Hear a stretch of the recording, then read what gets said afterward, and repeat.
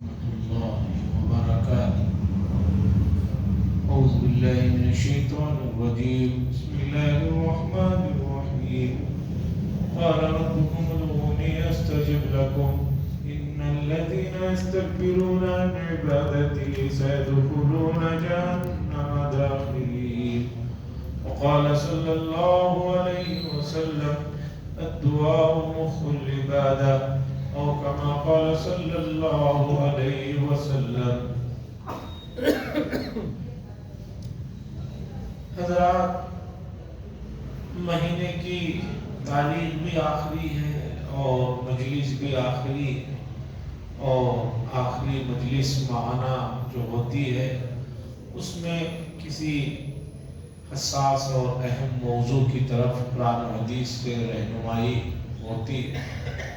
آج جو موضوع آپ کے سامنے لایا یہ بڑا اہم موضوع ہے، حساس موضوع ہے، اور اتنا اہم اور حساس موضوع ہونے کے باوجود اس کے جڑی ہوئی جو تفصیلات قرآن و حدیث میں آئی ہیں امت اس سے بہت ناواقف ہے، امت اس سے بہت لا علم ہے، امت اس سے بہت زیادہ غفلت میں ہے، بہت دوری میں ہے. جو چیز جتنی اہم اور حساس ہوتی ہے اس کی ڈیٹیلز اور اس کی تفصیلات اتنی ہی زیادہ مستحضر رہنا چاہیے. میں نے اپنے ایک استاد محترم سے پوچھا جو مصری تھے کہ عربی زبان کا آدمی ماہر ہونا ہے تو اسے کیا کرنا چاہیے.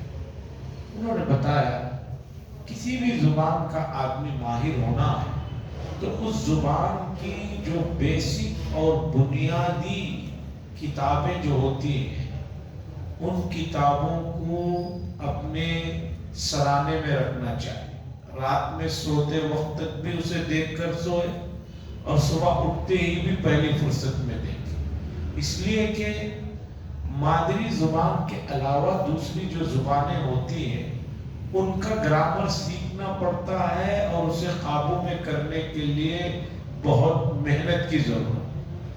ہماری زبان مادری ہے، ہمیں اس کا کسی نے گرامر نہیں سکھایا، کسی نے نہیں بتایا کہ لفظ بارش مذکر نہیں مؤنث ہے.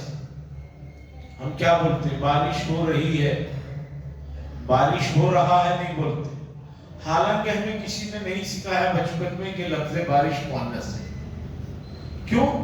مادری زبان ہے، آپ اسے سنتے ہیں تو اس کے قواعد آپ کو ازبر ہوتے ہیں، لیکن غیر مادری زبان کو سیکھتے ہوئے آپ کو اس کی بنیادوں کو اور اس کی چیزوں کو یاد کرنے کے لیے اسے تکیے کے پاس سرانے رکھنا پڑتا. اسی طرح جو موضوع آپ کے سامنے میں لایا یہ بڑا اہم موضوع ہے، قرآن مجید اس سے بھرا ہوا ہے، لیکن افسوس یہ ہے کہ اس کی جو بیسک چیزیں ہیں، بالکل بنیادی چیزیں ہیں، لوگ اس سے بھی ناواقف ہیں.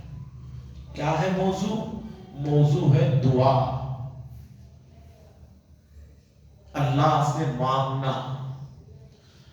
دعا اور اس سے جڑی ہوئی تفصیلات قرآن و حدیث میں بھری ہوئی ہے، لیکن کب مانگنا چاہیے، کیسے مانگنا چاہیے، مانگنے سے پہلے کیا ہونا چاہیے، مانگنے کے بعد کیا کیفیت ہونی چاہیے، یہ چیزیں پتہ ہی نہیں. حتیٰ کہ مجھے بڑا دکھ ہوتا ہے کہ رسول اللہ صلی اللہ علیہ وسلم نے دعا میں ہاتھوں کو کس طرح اٹھانا، کہاں تک اٹھانا یہ تک سکھایا، لیکن اہم اور حساس مجلسوں میں دعا ہوتی ہے، جو آدمی دعا کو بلائے ہیں وہی دعا کے لیے ہاتھ نہیں اٹھا رہے، ایسا بیٹھے رہتے. اکثر لوگوں کو دیکھا ایسا دونوں ہاتھ ایسا رکھ لے کے بیٹھے رہتے، جبکہ اس موضوع پر بڑی وافر مقدار میں معلومات ہیں.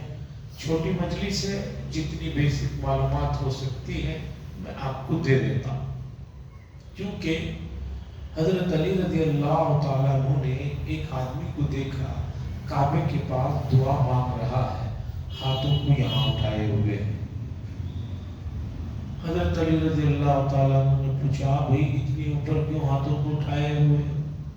وہ کہنے لگا اللہ کی رحمتیں جو اتر رہی ہیں اوپر ہی سے لے لینا۔ لاجک تو صحیح ہے، اس نے جو لاجک بیان کی وہ صحیح ہے، سمجھ میں آ رہی ہے بھئی اللہ کی رحمت ہے اوپر سے مانگے۔ حضرت علی رضی اللہ تعالیٰ عنہ نے فرمایا میرے بھائی، رحمتوں کا نزول، سکینتوں کے نزول کو سب سے زیادہ محسوس کرنے والی ذات حضرت محمد رسول اللہ صلی اللہ علیہ وسلم کی تھی۔ آپ نے پوری زندگی سینے سے آگے ہاتھوں کو نہیں اٹھایا، اس لیے آپ بھی اس سے آگے اوپر مت اٹھو۔ ایسے کھول کے پکڑا تھا، کہا کیوں نہیں، بہت اندر رہی ہے تو۔ حضرت علی نے فرمایا رسول اللہ صلی اللہ علیہ وسلم نے ہاتھوں کو جوڑ کر اس طرح رکھ کر مانگا ہے، اسی طرح آپ کو بھی مانگنا چاہیے۔ تو اسلام کے حساس چیز ہے، اور اکثر آپ نے دیکھا ہوگا لوگ کہتے ہیں کہ حضرت دعا فرمائیں۔ دعا کے لیے فرمائش کرنا اچھی بات ہے، لیکن ایسا کام کیجئے کہ آپ کسی کو دعا کرنے کو کہنے کی ضرورت نہ پڑے، بلکہ اس کے دل سے آپ کے لیے دعا لگے۔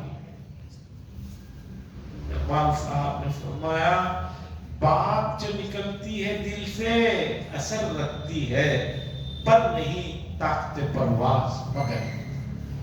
آپ دیکھیے قرآن مجید کی بیسک سورت جو پہلی سورت ہے سورہ فاتحہ، یہ دعا کا مجموعہ ہے۔